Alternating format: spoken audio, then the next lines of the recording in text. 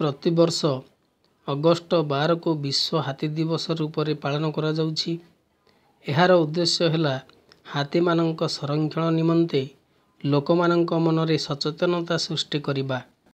Elephant reintroduction foundation एवं film निर्माता पेट्रोसिया CIMS और माइकल क्लार्क द्वारा 2011 रे एही दिवस को हाथी दिवस रूप में पालन करिबा पई चूड़ांत निष्पत्ति निया जाइथिला। परे 2012 मसीहा अगस्ट 12 रे प्रथमे विश्व हाथी दिवस पालन करा जाइथिला।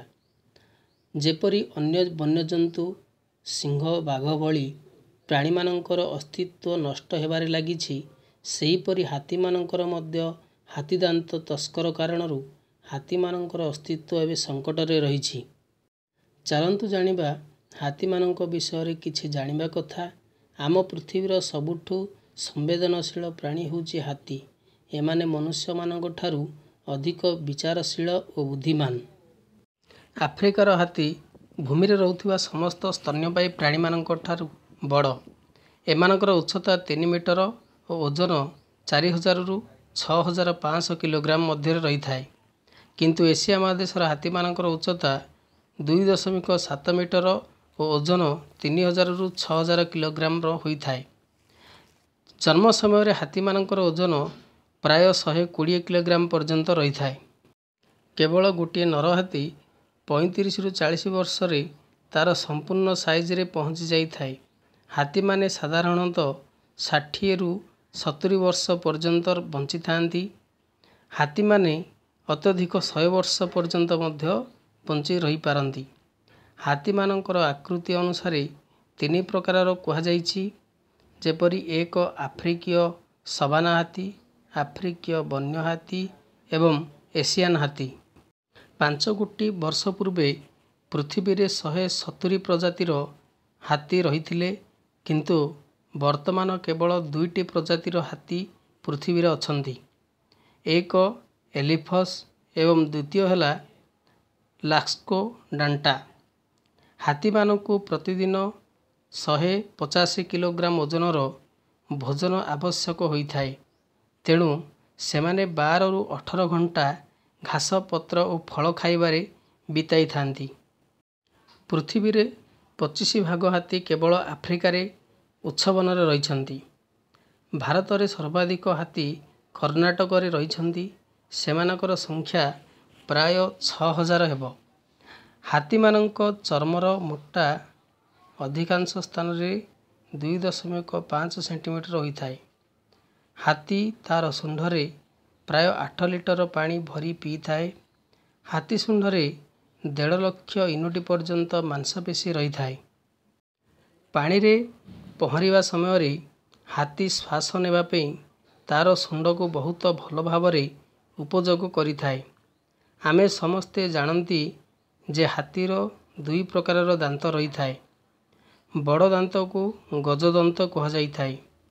एही गजदंत साहाय्य हाथी गछर बकल बाहर करि थाए तथा आत्मरक्षा मध्य करि थाए। हाथीर मन रखिबा शक्ति बहुत तीव्र, कारण हाथी मानक टेम्पोरल लोम मनुष्य तुलन रे अधिक संघन होई थाए। हाथी तार साथी को बहुत भल भावरे चिन्हट करि देई थाए और ता सहित कटाई थिबा समस्त घटनावली को मन रखि थाए। हाथी जन्म हेबार अल्प समय मध्यरे ठिया होई जाई थाए और 1 घंटा मध्यरे चालिबा आरंभ करि देई थाए। हाथी माने बेले बेले एते कम शब्द बाहर करि थांती जे साधारण मनुष्य ताको सुनी पारि न थाए। केवल ताहा नुहे, सेमाने भूमि उपरे गोड़ को छेची परस्पर को संकेत मध्य देई थांती। हाथी माने दलबद्ध होई रहिबा पई पसंद करि थांती।